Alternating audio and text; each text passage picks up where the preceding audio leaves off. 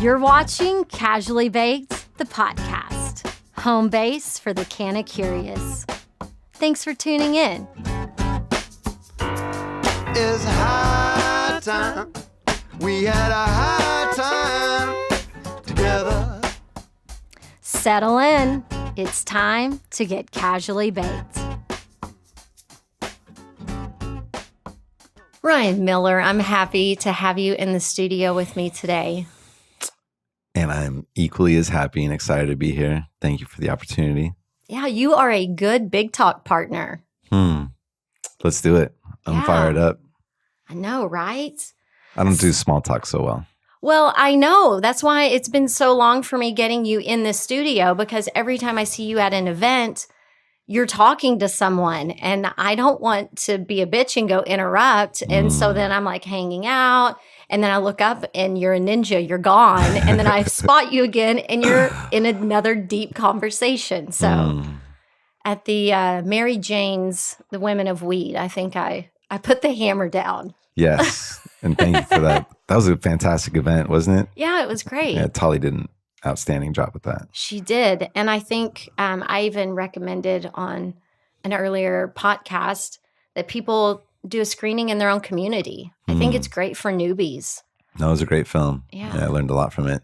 The military part was a little heart-wrenching, but that's normal for me.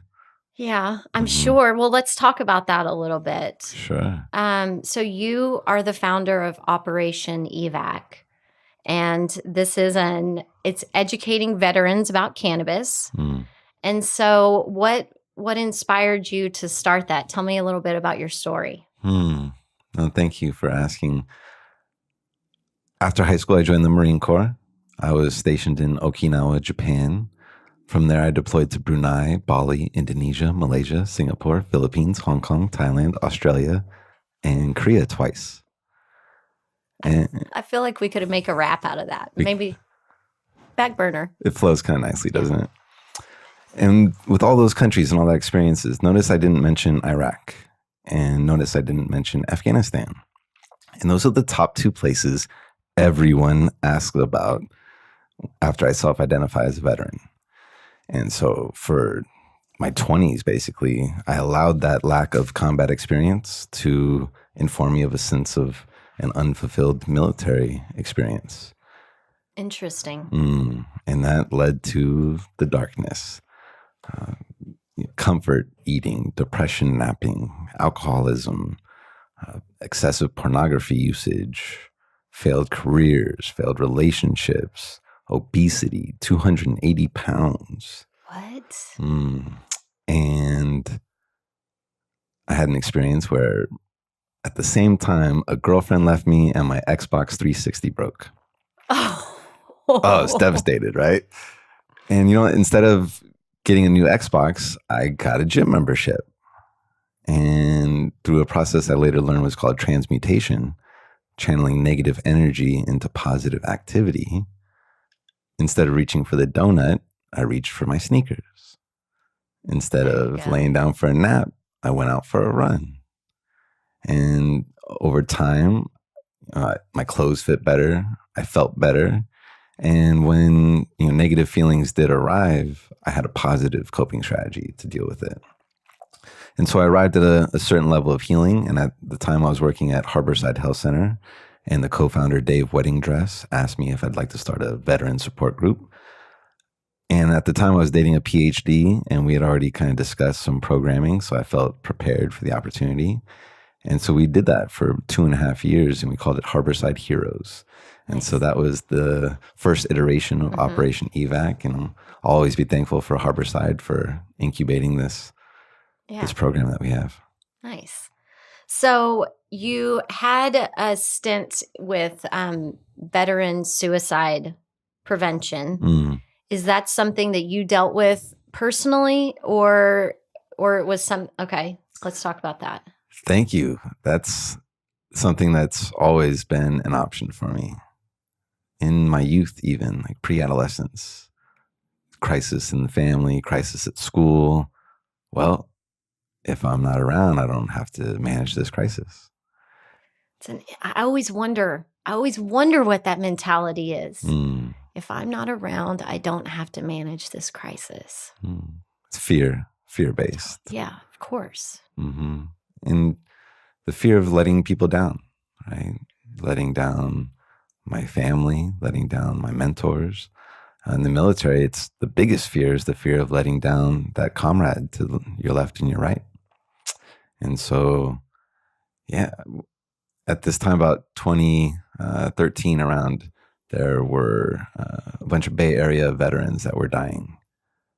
Kyle Crowley from San Ramon, Travis Layfield from Fremont, Andrew Dang from San Jose, Casey Sheehan from Vacaville, and Pat Tillman was the Arizona Cardinal that left the NFL to join the Army, and he was killed in Afghanistan. And their deaths, their sacrifices really informed me that my pursuit of material and economic success was empty and unfulfilling. And so also around that time, the study of the veteran suicide rate came out. 22 veteran suicides every day. And that statistic doesn't include veterans from Texas or California, which are the top 2 recruiting states in the country. So Will they not provide their numbers? Why do we not know that? Because the number would be a lot higher and a lot more shocking, I think, right? So why not suppress those and keep the outrage suppressed also? Wow. Mm-hmm. And so, yeah, those deaths and the deaths of my comrades all over the country really led to more darkness, right? And more, rumination of depression. And, that opportunity that dress gave me to really serve, it saved my life, right? Yeah. Being in the veteran suicide prevention business prevents my own. Yeah, I can feel that. Mm-hmm. For sure. And it's, even now I still got my toe in the darkness. That light and that shadow is within all of us. And just knowing that I'm committed to my comrades, I'm committed to this community that we've curated, really takes that option off the table for me. Well, and so now tell me how cannabis plays into this for you. What kind of a role has cannabis played in your wellness and, battling the darkness? Sure. A couple ways. First, I'll talk about pre-calculus class at Berkeley City College. This was my 3rd attempt at pre-calculus.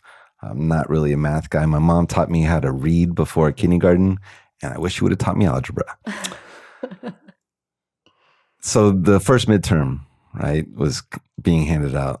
I was sitting in the 2nd row. The professor passed it out to the 1st row. Now he's in the 2nd row coming toward me. And I feel my heart beating out of my chest. My breathing starts accelerating, getting more shallow. I start sweating. I feel nauseous. I think I'm going to cry and vomit at the same time. And I'm a grown man, and this is community college. I'm a U.S. Marine veteran. I can't be crying in math class. And pissing down your leg at the same time. Right. And so in my backpack, I had a tincture made by Internal. They're our flagship sponsor. And right there in class, it's a full cannabinoid blend, THCA primarily. And right there in class, I dropped it under my tongue. And immediately, it was like a warm blanket. My breathing normalized. My heart rate slowed down.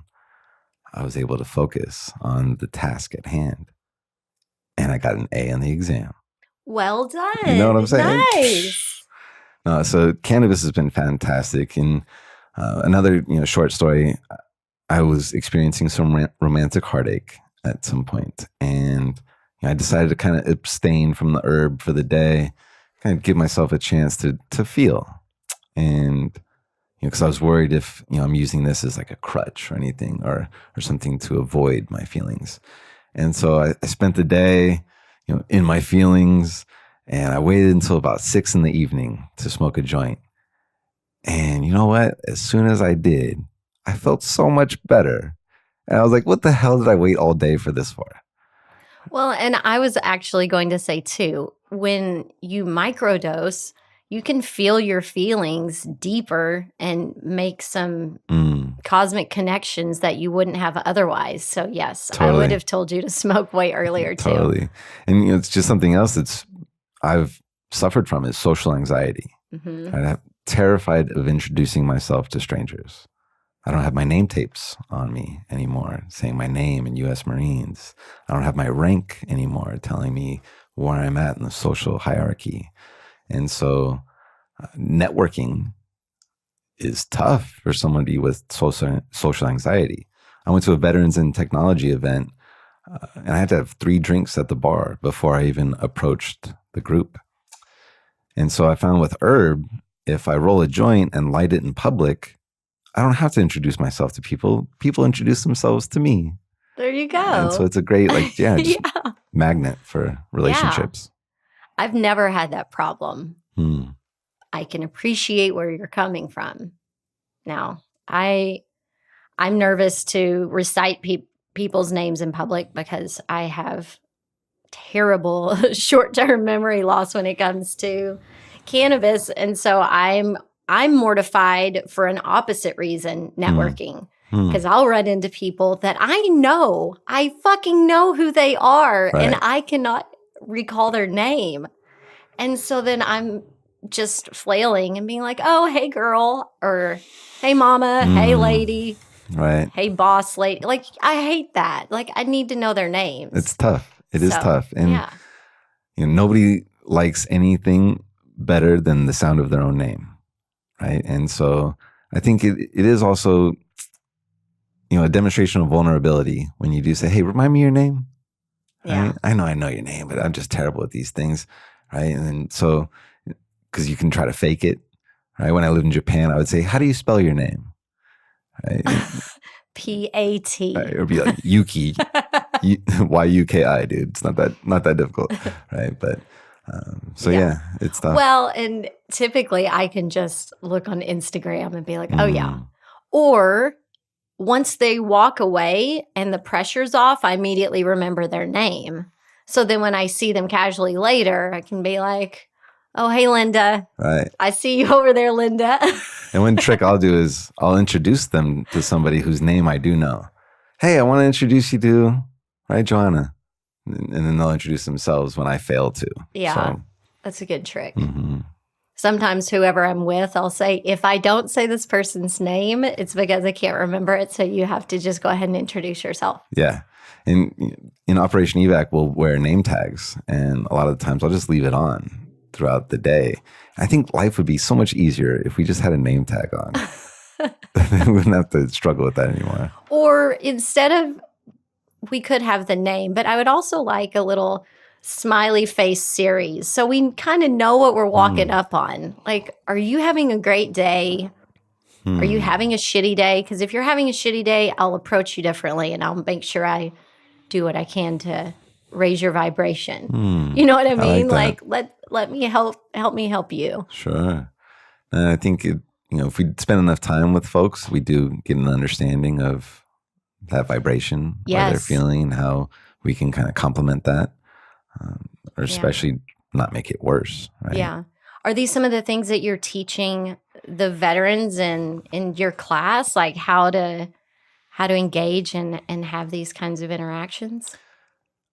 I think, sure, just that I try to set the example as well as I can, but really they learn from each other more than anything. The social interactions teach them how to behave socially. What's going to be acceptable in a group? What's going to be unacceptable in a group? And military folks are direct communicators, and so we'll let you know if you're encroaching on our boundaries. Yeah. And so, I can't take all the credit. Is what I'm saying. It's the community that. So talk me through what one of these sessions is like. I mean, do you get together for? Is this a weekly thing? How often do people commune? So at this time, we meet 12 times a month at 5 different cities in the Bay Area. And it's a 90-minute practice. The first hour is a guided discussion. We'll sit in circle and swap sea stories. And the intention here is to form positive narratives about our experiences, avoid the veteran as victim mentality. So I'll pose a question that I've come up with, and I'll be the first to respond. And my job as a facilitator is to get as vulnerable as possible, right? Talk about my time in the darkness, talk about ripping off my toenails to cope, talk about premature ejaculation, and just as deep as I can go, right? Because what that does, it gives the listener permission to reciprocate with vulnerability. And through that, we create community. And that's where the magic happens. So we'll go around, everyone will respond. My largest group, I have over 70 troops show up. That's so it is awesome. It's profound and it's so abundant. And it's tough to manage to get folks to pass the microphone, right, in that hour time frame. And it challenges me to kind of limit or, expand the scope of the conversation to support that. And we make some magic happen in these testimonials, and it's beautiful. And some folks don't choose to speak depending on the topic. And, just to honor them and acknowledge that for holding the space is important for us too. Absolutely. So after the hour discussion, I'll distribute compassionate complementary cannabis products. The affordability of cannabis is a primary concern for veterans. Absent VA coverage, often on fixed incomes from disability. And I'll educate about the safe consumption of these products.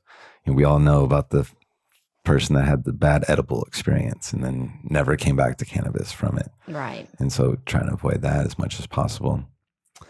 And then we'll meditate. I rest Yoga Nidra. It's a 20-minute session. It's delivered by Jane Leonard. She's a fantastic comrade that I served with at Harborside. And she is one of my girlfriends, and I love her so much. And I had her on the show. She did a little session with us on the podcast. Jane Leonard and I Rest Yoga Nidra changed my sleeping life. Yeah, her voice is a dream. I used to have to use a girlfriend or the internet to go to sleep at night. And when I tried this for the first time, I got in the rack, I turned the lights off, I hit a YouTube link, and the position that they invite you to be in is called Savasana.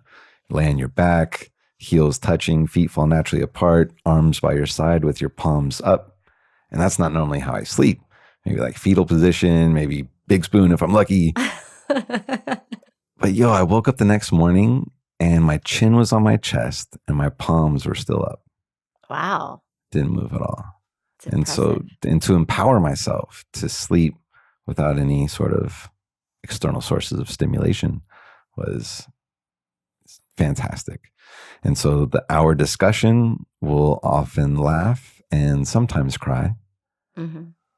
In the Yoga Nidra meditation, we'll sometimes snore. And so as a facilitator, if I can hit all three of those boxes in a 90-minute practice, I'm like, hey, gold star, let's get an ice cream cone. Right. I love that.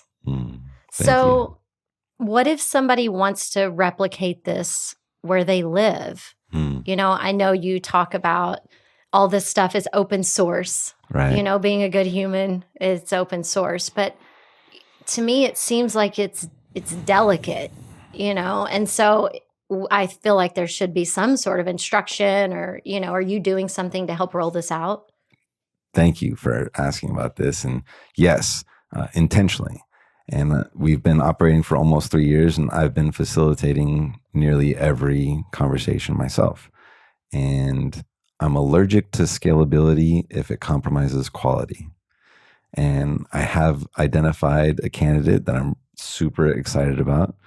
His name is Alex de la Campa. He's a Navy veteran, special operator.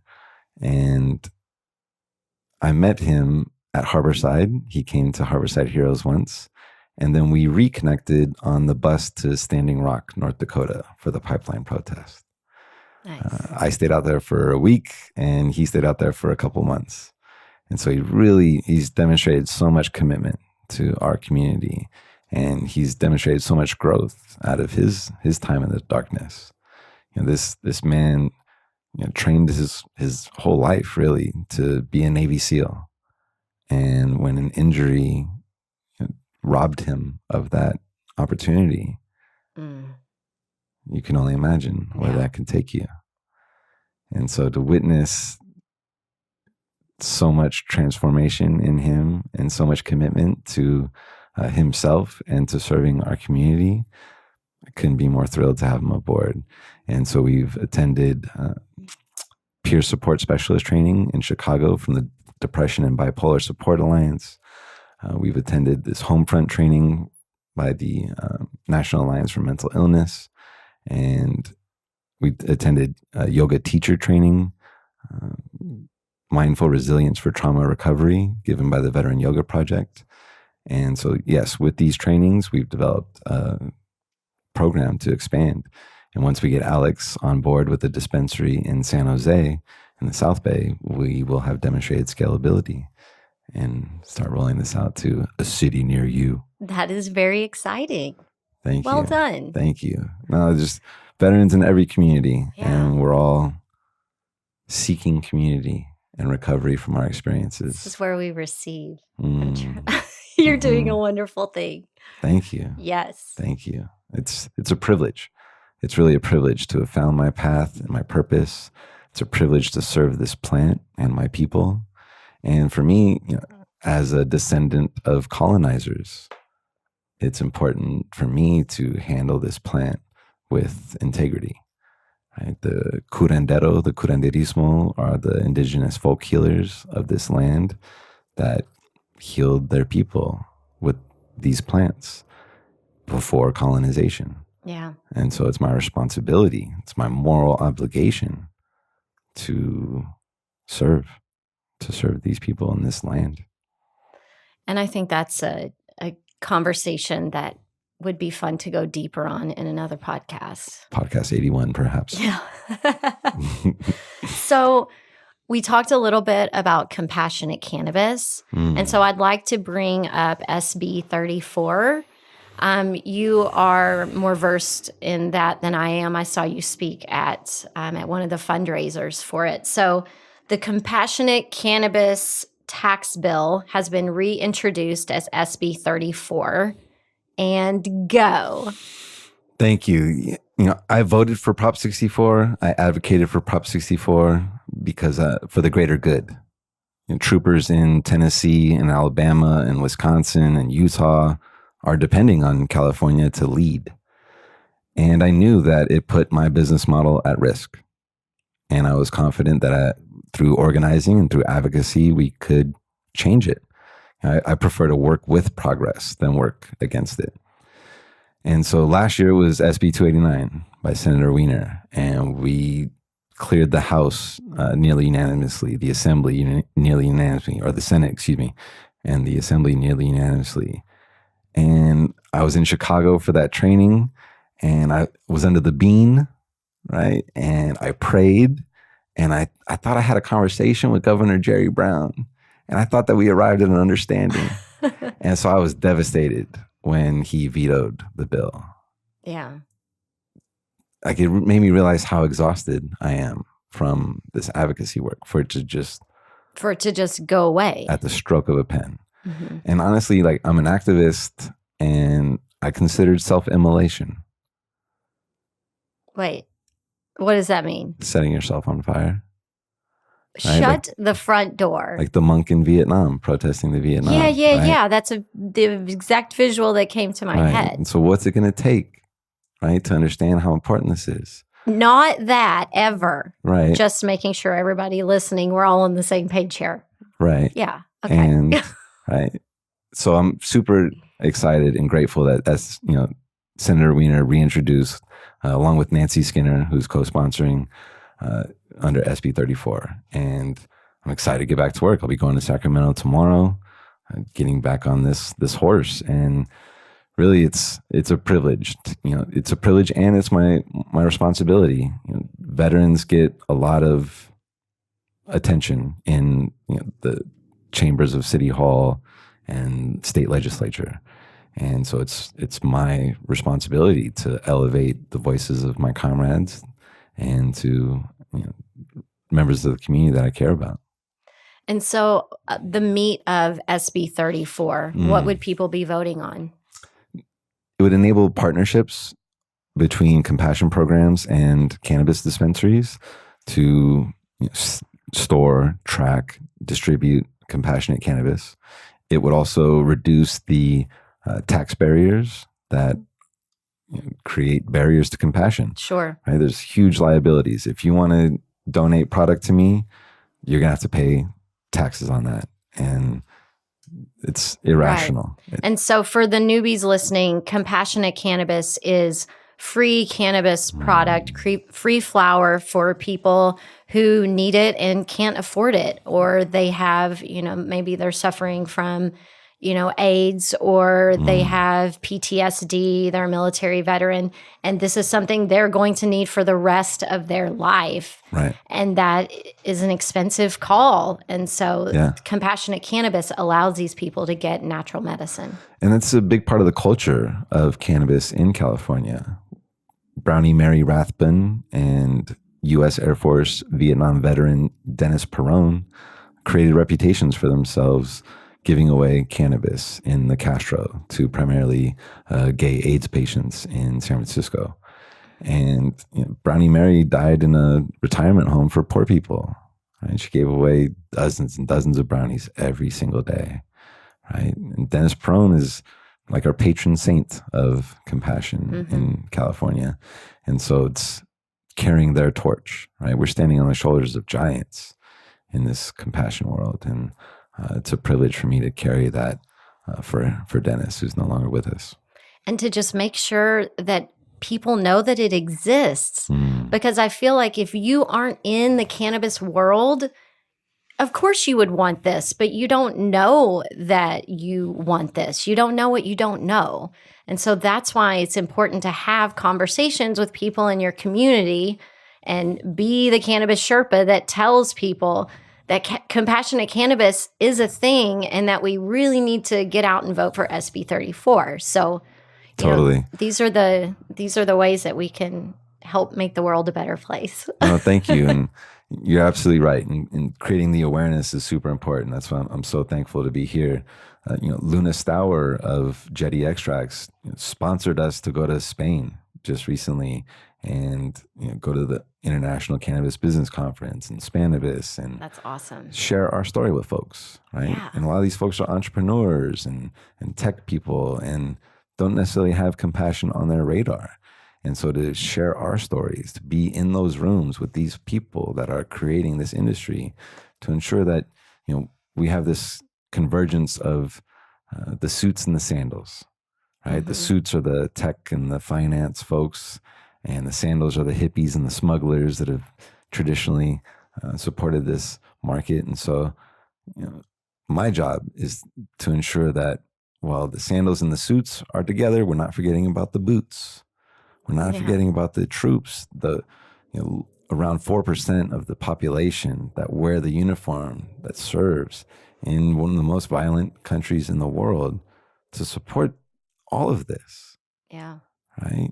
And so while folks are getting head starts on going to college or starting their businesses, we're out there PTing and killing and dying, right? So that folks don't have to. Yeah. And so, the entire cannabis community has been overwhelming, abundantly generous in their support of us. And our mission wouldn't be possible without the village, right, to welcome us home. I love that. So you talking about that just makes me think about these veterans who you are watching their lives change. So, you're the one that's doing this work. So you're seeing these same people week after week. Tell me some of your favorite success stories, some of your favorite veterans. No, thank you. We'll call him George. George is a Vietnam veteran, grew up in Detroit, and his first experience with cannabis was in country in Vietnam. The first day he arrived, they got raided, a mortar attack on their compound, and his sergeant handed him a joint.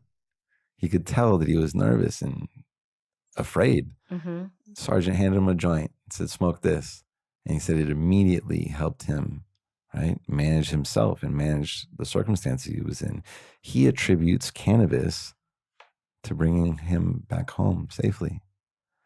And so recently, through the money that he's been able to save in getting free cannabis from us, has enabled him to get his teeth fixed. Oh, yay. Right, and get his smile back and be able to eat the foods that, right, he's missed. And so another quick story is we'll call him Philip. Philip isn't a veteran. Philip is a civilian that suffered from severe child trauma, abuse, neglect, genital mutilation. And when I met him, due to, he wanted to get involved in our group, I had a decision to make. Was I going to make our group exclusive to veterans only or inclusive and invite civilians to join us? And it was a tough decision. And ultimately, I decided to allow him to join us. And that alienated some veterans. Some didn't come back. And it was the best decision I ever made in terms of how we operate. Because I witnessed this gentleman, he would look at you. If he looked at you in the face, it'd be like you were the sun. Because normally he'd look at his feet or he'd look at the sky when he communicated. Mm-hmm. And now he's got a girlfriend, first time in his 40s. He's practicing speaking at Toastmasters. Nice. He spoke to our group recently, right? And so it's the best decision I made, and it's fortified due to 3 principles. Firstly, veterans can benefit from learning to communicate with others beyond just veterans. Secondly, you don't have to be a veteran to have PTSD. Capitalism takes care of that for a lot of us, especially women and communities of color. Lastly, if we're ever going to avoid war, civilians need to learn about the veteran experience. Yes. We've been in Afghanistan longer than Vietnam. How come? Right? Where's the anti-war movement? Where's the protesting? It doesn't exist. Why? Because there's no draft. It's not a shared sacrifice. It's not a shared risk. It's really just the low-income folks that are going. Folks from single-parent families, right? Folks from poverty, trying to escape poverty, trying to grasp and clamber for this dream, American dream of upward social mobility. Them and people who it's heritage. And heritage is something that I'm interested in too, right? My cousin is going to retire after 30 years in the Marines this year. My grandfather also spent 30 years in the Marines. And of course, their experiences influenced me to join. And so I'm also interested, are these things family traditions, or is it also intergenerational poverty that has a factor, right, in these decisions to join? Yeah, and my only experience is my family and, my few friends. But, I'm from a tiny town in West Texas. So a lot of it, I think, for people there is, what the fuck else am I going to do? Yep. And, but like with my family, my grandfather was a colonel in the Air Force. And so my dad wanted to fly airplanes more than anything in the world. That's all he wanted to do. And he was colorblind, and they were like, you can't. And so, dream crushed. Right. So it was like, that was what his children wanted. They wanted to go into the military too. So I don't know if it's just in your genes at that point, or, you drank the Kool-Aid, or, I don't know what it is, but I see it, and it's strong. It's powerful. I mean, and the propaganda machine is powerful in this country. We got flyovers during the Super Bowl. We got the big flag that covers the end zone. That's paid advertising. Right. It's a recruitment tool. But that's paid advertising from the government, which means our tax dollars go into that. So it's not like something that is being done for us to ooh and ah us. We're paying for that shit. Yep. Yeah. And I get into fights with my dad over, like, the kneeling thing and military involved in sports. And I'm just like, that to me it's all the propaganda machine. Sure. So, And to be clear, I take a knee also. yes. Absolutely. I'd be glad to go into that if you'd like to. Well, I just think it's fascinating, to see people stand so fiercely on both sides of it. But as far as I'm concerned, I'm like, there is not multiple sides. Like, we live in a country where if I want to take a knee in silent protest, like, that's my right. Right. And, there's always been two sides to the struggle, right? There's been folks that have gotten sprayed with fire hoses, right? Got dogs sicked on them. Got milkshakes poured on their heads when they're trying to integrate the lunch counters. Got berated when they're trying to integrate schools, right? And harassed and harmed and lynched.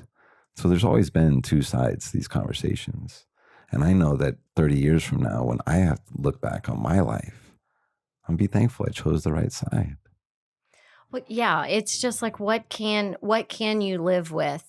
Because, there are multiple sides to the conversation, but to me, there's only one that feels right. What can you live with, and what are you willing to die for?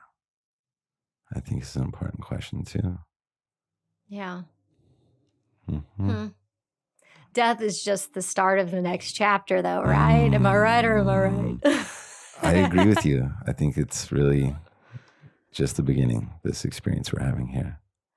So, cannabis makes us have all kinds of far out fun conversations. I want to make sure that we do the veteran conversation justice. So if I haven't asked you something that you think is really important that you want to touch on, please do so. Thank you for the opportunity. Yeah. And we've been talking a lot about cannabis. And cannabis is fantastic plant medicine. And there's other plants out there. And I noticed that you have the Michael Pollan book on your shelf, How to Change Your Mind. And that's a fantastic book that I recommend for everyone to learn about other plants. And so I do see cannabis as a gateway substance, but it's not a gateway to methamphetamine. Gateway to goodness. And heroin, right? It's a gateway to these other plants like psilocybin mushrooms, ayahuasca, MDMA. And psychedelics have changed my mental health more than anything has. Yeah. More than the transmutation, more than living a life of service. Ego death has enabled me to form a different narrative of my life and form the lenses in which I view life and people. And so there's a fantastic film out there called From Shock to Awe that talks about veterans healing with ayahuasca medicine. And so, yes, cannabis is fantastic. Love it. And it's the tip of the iceberg. Yes, it is. And so there's veterans out there, if you're considering whatever you're considering, if you're in the darkness right now, I just want to offer you hope, right? And something that's really helped me be optimistic about life is knowing that when I experience grief, loss, suffering, trauma, change, that there are plants and there are ceremonies and there are healers that are available to help me navigate these emotional experiences. And I'm so thankful. Yeah, I'm going to make sure to include all of your information in the show notes at casuallybaked.com. And I want you to give me just a little piece of advice for someone who potentially has a job, which I know a lot of these people do, where they can't consume cannabis. So they can't have the THC in their system. So if you have someone in that kind of PTSD going into their dark place, like what are a couple of little tips that we can give those people who can't use cannabis? I've been underemployed my entire professional career because I've been afraid to drug tests, right? Been afraid of these options for rejection, really. And so people got to make decisions on what's more important to them. Is it their own well-being and wellness, or is it this job for this company that may not have any loyalty to them? So I consider that, right? Consider a career change, consider a change of living. If you live in a state that's a prohibitionist state, come on over to California. There's plenty of room for you. Or other places that are cheaper. Right. And also, like, find your breath. Whatever Yes. helps you find That's a your good breath through yoga, through meditation, through vigorous exercise, through the Wim Hof method. Your breath is what's going to always be there with you. Your life begins at your first inhale and will end at your final exhale. So just finding that breath when your mind's all out here, when you can't get it under control, count your breaths. Yeah. And let your breath be your security blanket. Like, you know, you want to just like pull it up close to you and just like, right. Like just really take a deep breath in and like, you know, get yourself started, because it's so easy to just hang on to that shallow breathing when you're having those moments of anxiety. Right. And I think that's another way that cannabis helps us. There's lots of ways to ingest cannabis now. They got transdermal patches and suppositories. And for me, I love smoking joints. And I think it's that breathing exercise, inhaling slowly and deeply, holding it in, exhaling slowly and deliberately. That practice, it's a breathing exercise all on its own. And I think that is a misnomer that people have about smoking cannabis, where they're like, oh, I'm an athlete, I need to protect my lungs. I have a pretty huge lung capacity and I can hold my breath for a really long time. Right. I mean, I do breath work and I do it in the shower so that I can then take a cold shower after. So, you know, I make sure and hold both sides. So in case I hold my breath too long and I pass out, I don't have a huge accident. Right. But I have been surprised at how long I can hold my breath. Yeah. And so I'm just like, that's not true. I think it's a misperception based on misinformation. I use cannabis as a pre-workout. Expands the dilation of your air sacs in your lungs, your capillaries, reduces the activity of your pain receptors, enhances focus. I can do 19 pull-ups. The most I ever did in the Marines was 18. I can do 0.9 pull-ups. Hey, you'll get there. Keep practicing. Hell no, I don't care.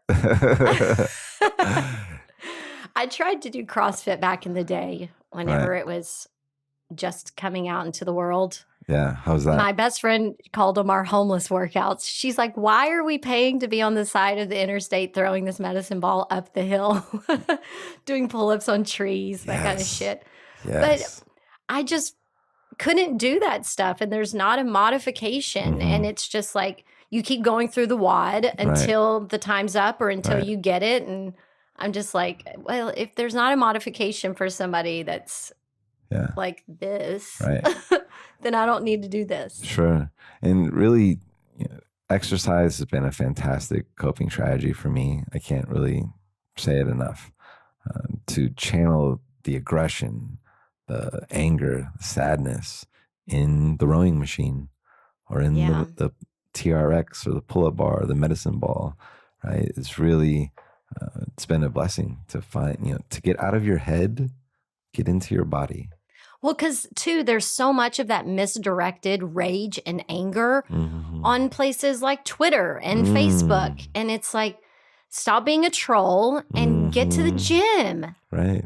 Release some of that in a positive, creative, productive way. Yes. A lot of people take that energy to the bar, right? I've been 3 years without drinking, and it's been the best overdue decision I've ever made in my life. The long-term advocacy goal of Operation EVAC is for active duty veteran access, right? Excuse me, active duty military access. I met the commandant of the Marine Corps in DC, just happened to run into him on the street a couple of years ago. That's divine. it was beautiful. And, he asked me what I did in the Marines. I said, data communications. He said, what are you doing now? I said, now I'm educating veterans about cannabis. And I invited him to consider how different his Monday morning would be as a commander if his troops were smoking herb instead of drinking alcohol on the weekends. Right? And he couldn't really encourage me, but he got it. Yeah. Right? Because every Monday morning, he gets a report of Marines and sailors doing silly, regretful, damaging things under the influence of alcohol. I can imagine. Right? Exactly. And so when I got discharged out of the military, I'll use a quote that Alex says a lot is, I was a professional alcoholic without a profession anymore. Mm-hmm. And so, choose cannabis. Definitely choose cannabis. And so if people want to just, keep up with you, where would they find you on social? At Operation EVAC on Instagram. Okay. opevac.org is our website. Come check us out. Come through. And like I said, if you're listening and you're in the Bay Area, you're invited. Join us. You don't have to be a veteran. You're invited to hold space, to share space with us in community. We need you. If you're a cultivator or an extract artist or a licensed vendor, we need your surplus product. If you're a sound healer, if you're an acupuncturist, if you're a massage therapist, and you want to support our community, you're invited to. We need you. It takes the entire village to welcome home the troops. Everybody can do something. And it's really just a measurement of how much you care. So if people aren't in the Bay Area and they want to help, what can they do? Our PayPal is ryan@opevac.org. Okay. Hey, cash is king. It is, right? And really just help us with this awareness, right? Invite us to your podcast. Invite us for an interview. Write an article about us. Whatever we can do to create more awareness that there are other options for troopers beyond the antidepressants and the alcohol and suicide, right? And be willing to hire veterans. If you see people that are struggling, right, ask them what they need. There's the Hi, How Are You project out of Austin. And it's just talking about the importance of just simply asking somebody how they are and meaning it and being authentic and sitting there and waiting for an authentic response. Absolutely. And that's fantastic. Especially employment in the cannabis industry is particularly healing for veterans. You don't have to hurt others. You don't have to hurt yourself. You don't have to hurt the environment to meet your basic needs. And so I'm thankful for companies that do want to prioritize hiring veterans. And I also invite you to consider, if you do want to wave that flag and you do want the added leadership and discipline and teamwork of a military veteran, then that's going to come at a premium price also. Don't lowball the troop, right? Because we're in a space of desperation, right? Elevate us. Yeah. Identify us for opportunities in leadership. Invite us for opportunities for equity, right? Not just employees, owners. Yeah. Right? We need to be on your boards. We need to be, right, in your senior levels of management. And it's all just a reflection of how important it is to you to have these inclusive practices in your organizations. Right on. Thank you so much for being here and hanging out with me today. This is a really important conversation, and I've been really excited to talk to you. It felt really good. Thank you for that. We're just getting warmed up, Joanna. So thank you for having me aboard. Thank you for allowing me to tell our story and to represent all the troops that I got behind me, all the troops that aren't with us anymore. Right? Thank you for allowing me this space to share our story and to give us hope. Thank you.